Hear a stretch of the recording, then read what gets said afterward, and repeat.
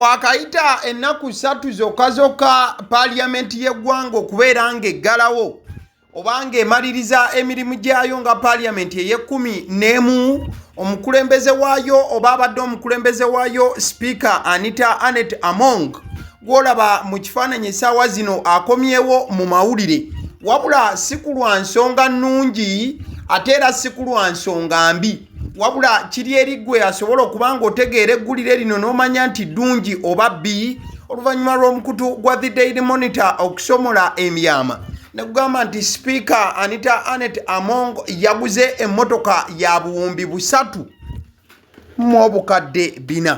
Kati nno kye tulina okuba nga tukola nga YouTube channel eyagaliwo kwegenda maaso era okuba nga tukola okwekenneenya ku mmotoka eno ey'obuwumbi obusatu mu obukadde 4 egambibwa The Daily Monitor nti Speaker wa Parliament y'eggwanga yamaze dda okuba nga ayingizaawo enzirusi emu ku zisinga okubeera ez'ebbeeyi mu nsi yonna.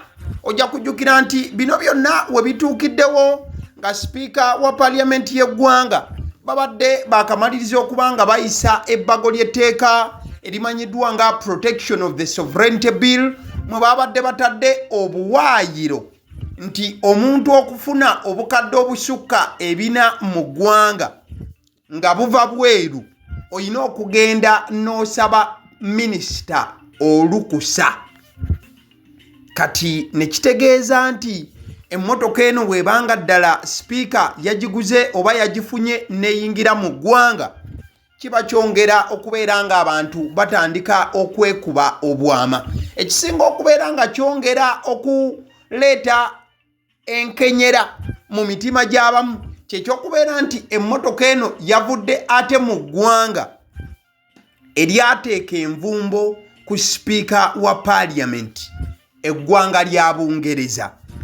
Ekirala ekisobola okuleetera abantu okukkakkanamu ku mitima kyekyokubeera nti agava ku sayidi ya Speaker nti emmotoka eno teyaguze ngule baagimuwadde nga kirabo ekya birthday wabula ate wakati mu kubeera nti kirabo kya birthday ya Speaker oba amazaalibwa ge gabeerawo mu November wabula amawulire g'emmotoka okubeera nti yatuuse gazze lunaku lwa ggulongo ennaku z'omwezi 8 Maayi. Tugende mu maaso.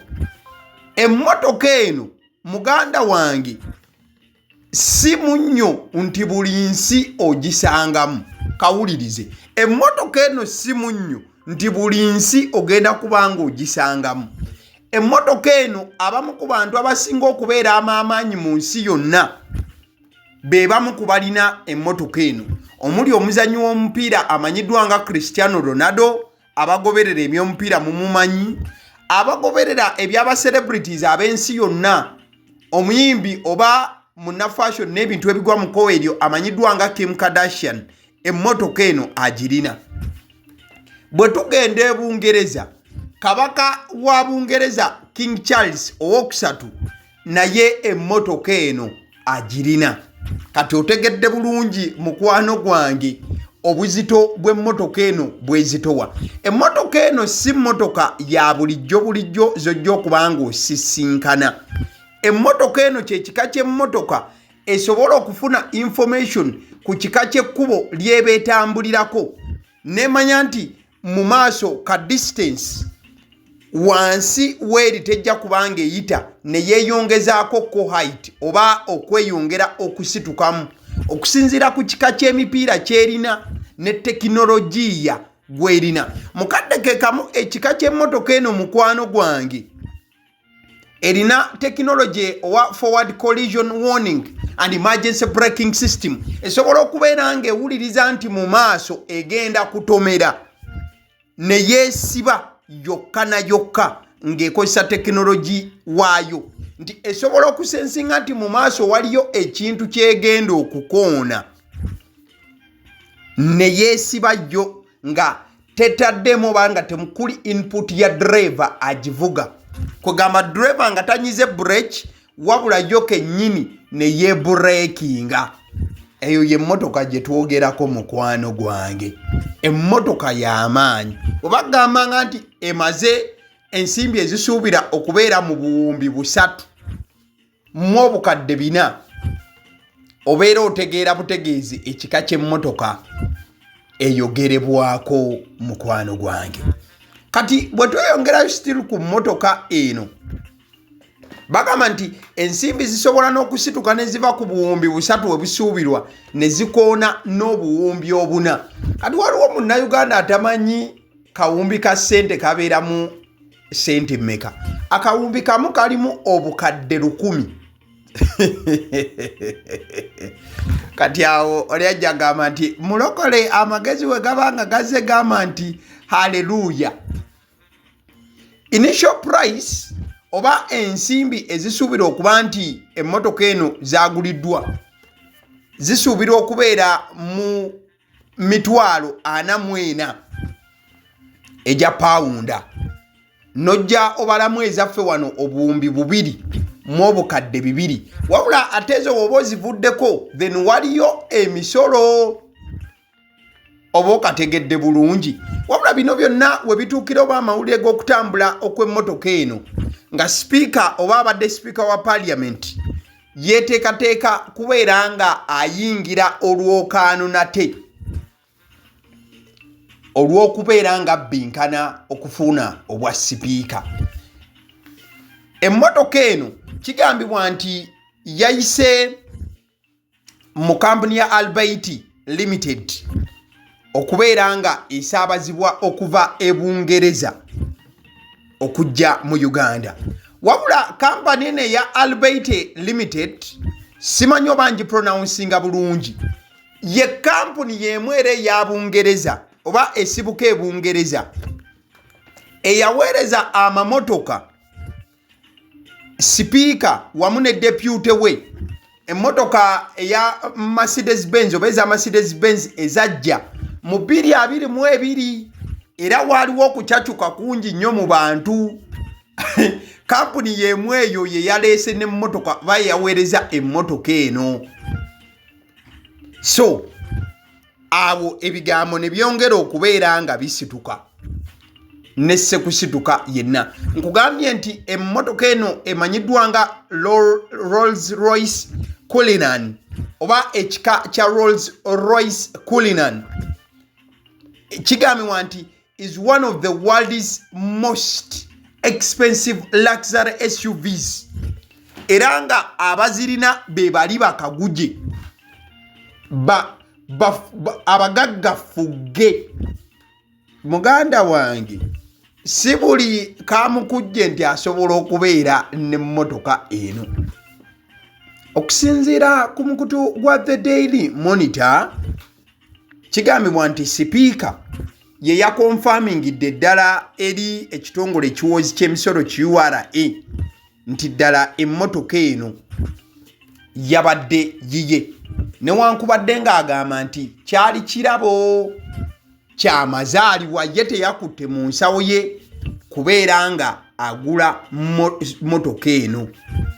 Okusinziira nti ku URA era nga Daily Monitor yafulumya information eyo, URA yakufuna akawumbi kamu mu obukadde 2 mu misolo. Wuliriza okumanya emmotoka eno ya bbeeyi nnyo muganda wange. Emisolo obusolo URA yakufuna oba esuubira okuba nti yakufuna akawumbi kamu mu obukadde 2 ngezo just sete za misolo busolo ku mmotoka eno. Oba okategedde bulungi. Sipiika wa parliament y'eggwanga lino amanyiddwa nnyo okubeera nti ayagala nnyo amamotoka nesse kwagala yenna. Wabula bwe mbadde njogera ku Bungereza ojja kujjukira nti mu mwaka gwa 2024 Sipiika wa parliament Anita Anet Among wamu ne bbaawe Honorable Moses Magogono nga ye fufa president ate nga ye MP wa Bujope East bonna bateerebwako envumbo. United States of America ate era wamu ne United Kingdom Bungereza babateekako envumbo ababiri bano. Kati kyovolaba nti kyaleese nnyo okwewuunyisa okuba nti emmotoka eno yazze ng'ekirabo ate okuviira ddala mu nsi oba kuva e Bungereza ate sipiika gye yagenda maaso olw'okuba nti ateerebwako envumbo. Ekyenvumbo ng'okitadde ebbali, nkugambye nti sipiika mwagazi nnyo w'amamotoka ye nga omuntu. Ekyo kyolaba kye kimu ku kifaananyi eky'emmotoka ze ng'oggyeko eno esooka wano eno ya Baawe Honorable Magogo. Kati ziri z'olengera wali zonna za sipiika. Kati soka tuyitemuko ku mmotoka sipiika zazze avuga ez'enjawulo n'ebbeeyi yaazo mukwano gwange okusinziira ku mutimbagano bw'obanga okebedde price yaazo. Emmotoka esookera ddala mu kifaananyi awo gy'olaba, emmotoka eno emanyiddwa nga Mercedes-Benz S500L AMG. Emmotoka eno kisuubirizibwa nti eri wakati w'emitwalo 11,900 ejja $, ku 12. Ekitegeeza nti bw'ozizza mu ssente za Uganda ebeera ku bukadde 449 mu emitwalo 58 mu 15,000. Kati eyo emmotoka bw'obanga ogivuddeko, emmotoka ey'okubiri gy'olaba eyo bagiyita Range Rover Vogue, esuubirizibwa okubeera wakati w'obukadde 130 old model, wabula ate modo zino mpya 2023 n'okudda maaso obukadde nga 9.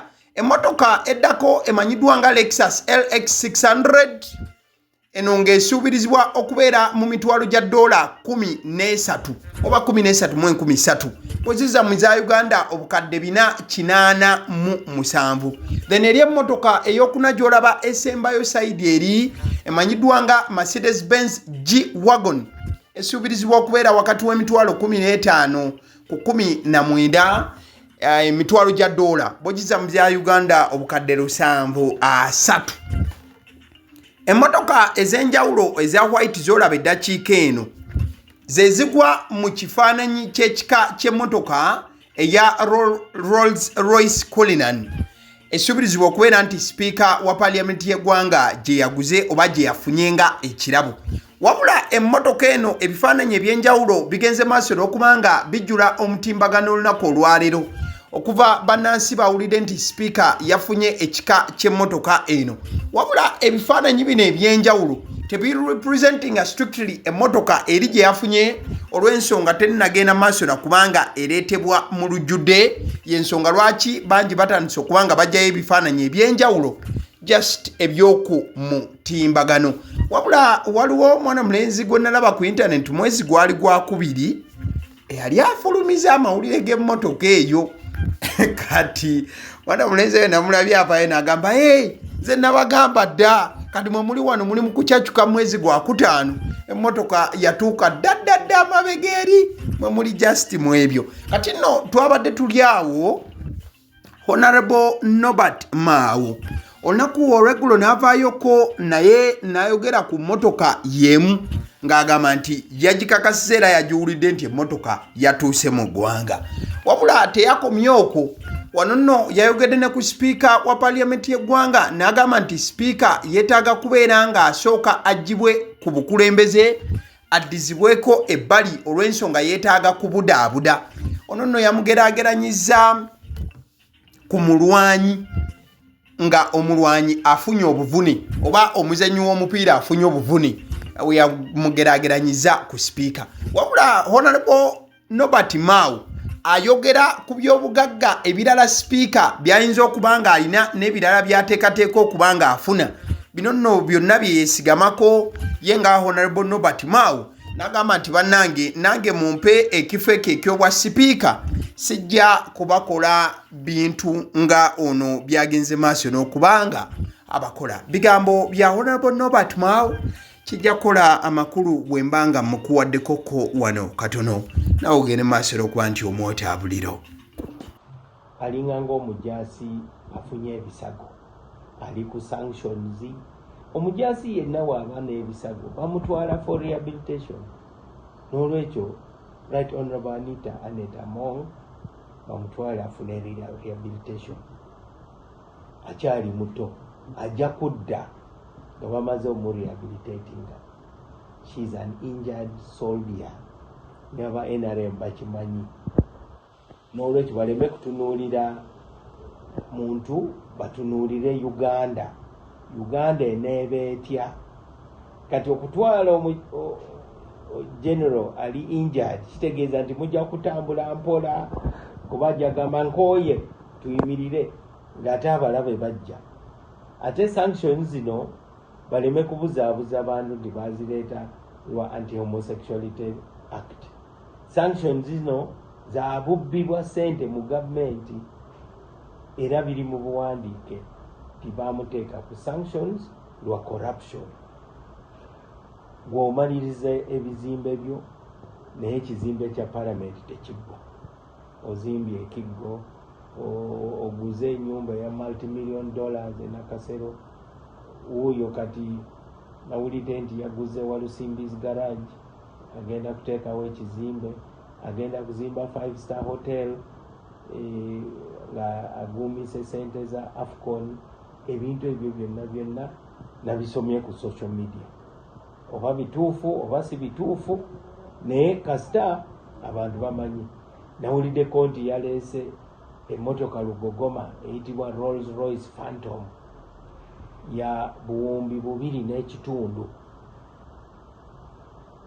kati mu ggwanga eyaffe eno enjafu ne bw'obanga onyumirwa nnyo okwemulisa kozesa sente zo olaba ne Sudiri taleetanga ku Rolls Royce Phantom ebyo byonna bijja kukosa ekibiina kya NRM n'olwekyo nze nvuddeyo mutima omulungi okuleeta experience gye nnina nsobole okutaasa palamenti nze najja mu palamenti nga nkyali muvubuka nenjivaamu nga neeyagalidde n'olwekyo teri kuzikiza Emotoka eno bukya yatonye mu ggwanga oba bukya mawulire gaayo gaatandise okusaasaana eyogeza buli omu afunyeyo akadde obwama obutenkanika mukwano gwange kati no bwe tuddayokko ne tutunuulira the supplementary request for local governments under schedule 5 for financial year 25-26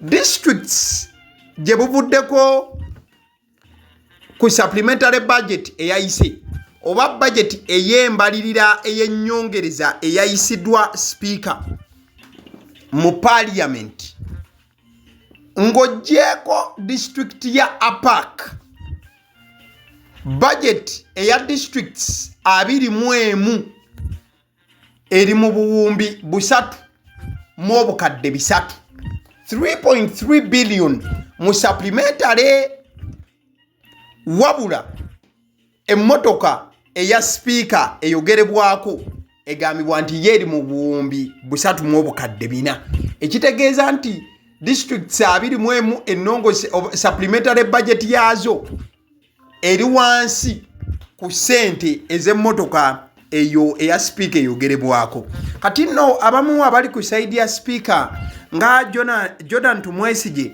yagambye nti for the people criticizing the speaker, when else would you rather she gets the car? Besides the special occasion of her birthday, let's learn to appreciate our leaders while they are still alive. Jordan Tumwesige ng'agamba nti ng'oggyeko gy'okubeera nti muli mu kkuba enkyakaali ku lw'emmotoka eyo speaker gye yafunye kati mulowooza bw'abanga avudde mu kulembeze n'ebisigadde mulowooza ddi lwe yandifunye ku mmotoka eno kati noono n'agamba n'ogamba nti muyige okubeera nga musiima abakulembeze nga bakyali mu buyinza n'agamba nti speaker okwefunirayo akamotoka ak'obuwumbi 3 mu obukadde 4 ka Rolls Royce Cullinan tekyandibadde kintu ekireetera abantu okubeera nga bakuba enkyakaali bigambo bya Jordan Tumwesige straight out the X platform muline efaananako bwetyo mukwano gwange ale nzikiriza nkutegeze ku bannaffe aba Honey Bites bagamba nti bo omulimu gwe bakola gwa kukolera byakulya eby'abaana abadda ku masomero. Bwe tugamba abaana abadda ku masomero saabo bokka abadda ku masomero wabula n'ababeera ewaka balina package ey'ebyokulya eby'abaana mu line efaananako bw'etyo. Gwe bakubire bukubizo bagambe njagala package y'ebyokulya by'abaana abali ku masomero oba abaana abalya ebyokulya. Balina ebyokulya yogera ku daddies, yogera ku binyeebwa, amawogola, yogera ku bagiya, yogera ku cupcakes, yogera ku donuts. Osobola okubafuna ku 0709 78 75 08. Ate era mukadde ke kamu bw'oba oyagala ku pizza size yonna era namba y'emu. Ate era mukadde ke kamu bakola ne cake eza buli mukolo babayita aba honey bites. Njagala n'okutegeeza ku bannaffe aba Alson Painters UG, bano basiizi ba langi era nga balina obukugu mu kusiiga langi era bamanyi ne langi ki egenda ku kizimbe kyo era mu ruumu ki. Tebasobola kuddira langi yandigenze mu kisenge ate ne bagisiiga mu ddiiro ey'omu dining ne bagisiiga mu kinaabiro. Nedda, Alson Painters UG omulimu gw'okusiiga langi bagukugukira ddala. Basiiga ebizimbe okuviira ddala ku ruumu emu paka ku makalina n'amakalina. Gwe bakubire bukubizo bagambe nti Alson Painters UG namaliriza okuzimba ekizimbe kyange. In fact ne bw'oba olina ekizimbe nga kikadde nga olaba langi yakyo efaanana si bulungi, Alson Painters UG bazze kugonjoola nsonga eno. Bakubire ku 0705 1936 be bannaffe aba Alson Painters UG. Aba Sidi Omusunsuzi ly'erinnya eryange yenze aba Sidi Omusunsuzi. Yenze atuula emabega w'omuzindaalo buli lunaku era ly'eddoboozi ly'owuliriza ku mukutu guno aba Sidi Omusunsuzi ly'eddoboozi eryo era ng'omukutu kwoli gwe guno ogwagaliwo. Nagamba nti information yonna gy'olaba ku channel eno tetugattamu kintu kyonna ate tewali kye tutoolamu. Information nga bw'eba eyingiddewo ffe bwe tugikwata ne tugikuwa. Kati gwe omulabi n'osalawo ki eky'okukozesa information eyo. Kati ky'ogenda okukola mukwano gwange bw'oba omaliriza okulaba vidiyo eno, likinga, commentinga ki ky'olowooza, mukadde ke kamu subscribinga bw'oba nga omukutu guno oli mupya. Ate era mukadde ke kamu sharingira mikwano gyo girabe vidiyo eno ate ne videos endala ku mukutu guno. Agaliwo YouTube channel, mwebale kutulaba.